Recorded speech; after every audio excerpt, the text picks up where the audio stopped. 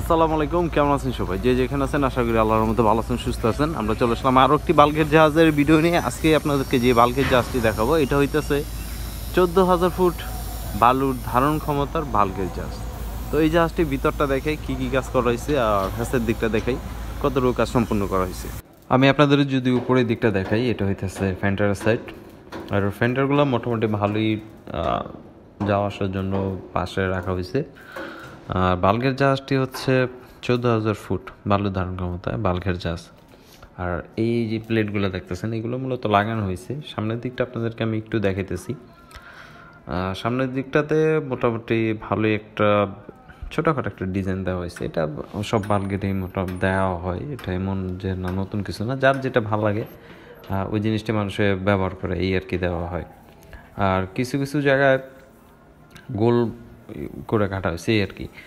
এখান থেকে যদি দেখে হচ্ছে সম্পূর্ণ বাল্কহেড, এটা মানে একেবারে বাল্কহেডের প্রথম থেকে শেষ পর্যন্ত যদি বাল্কহেডটি ধরি, তারপরে দেখতে পারবেন দুইটা পাইপের মতো বের করা আছে।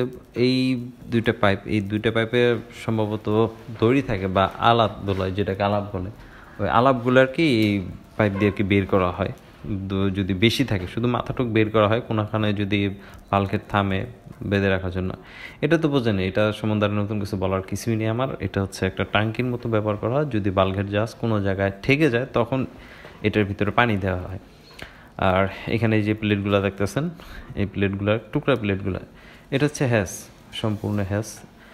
14,000 বালু এই হ্যাসটার মধ্যে মূলত লোড নেই, এই হচ্ছে হ্যাসটা। আমি আরও বিভিন্ন দিক আপনাদেরকে আমি দেখানোর চেষ্টা করতেছি, যতটুকু আমার দ্বারা সম্ভব হয়। এমন আছে আমি সব কিছু জানি, আমি যতটুকু ইনফরমেশন পাই আপনাদেরকে আমি অতটুকুই জানানোর চেষ্টা করি আমার ভিডিওর মাধ্যমে আর কি। এখান থেকে যদি হ্যাসটা দেখাই, এই যে দেখেন সম্পূর্ণ হ্যাস। কিছু কিছু জায়গায় রং দেওয়া হয়েছে, আবার কিছু কিছু জায়গায় রং দেওয়া বাকি আছে, অলরেডি ভিতরে কাজ চলতেছে। আর এদিকেও ভালো প্লেটগুলো অ্যাঙ্গেলগুলো লাগানো হয়েছে। এটা হচ্ছে নিচের দিকটা, সম্পূর্ণ নিচের দিক। একটু পিছনের দিকটা দেখাই আপনাদেরকে আমি। এটা হচ্ছে পিছনের দিক, পিছনে ওয়েল্ডিংয়ের কাজ চলতেছে। আর এদিকে কিছু কিছু জায়গায় ঝালাইয়ের কাজ চলতেছে। মূলত অনেকটা দ্রুত কাজ হয়েছে এই বাল্কের জাহাজটি। আর এটা একেবারে পিছনের দিকটা, ওপরের দিকটাতে ডিজাইন করা হয়েছে ঘরের মতো। কিছু কিছু জায়গায় ডিজাইন করা হয়, নিচেও কাজ চলতেছে, মোটামুটি ভালোই কাজ চলতেছে এই বাল্কের জাহাজটি। আর দূর থেকে যদি আপনাদেরকে দেখাই, এটা হচ্ছে একেবারে পিছন দিক থেকে সামনের দিকটা। এখানে একটি রান্নাঘর থাকে আর একটি টয়লেট থাকে এটা ব্যবহার করার জন্য। আর এটা হচ্ছে সোনিকা ডকইয়ার্ড, একেবারে নদীর সাথে। আপনারা চাইলে এখানে আপনাদের বাল্কের জাহাজ বা শিপ তৈরি করতে পারেন, এটা আপনাদের ইচ্ছা।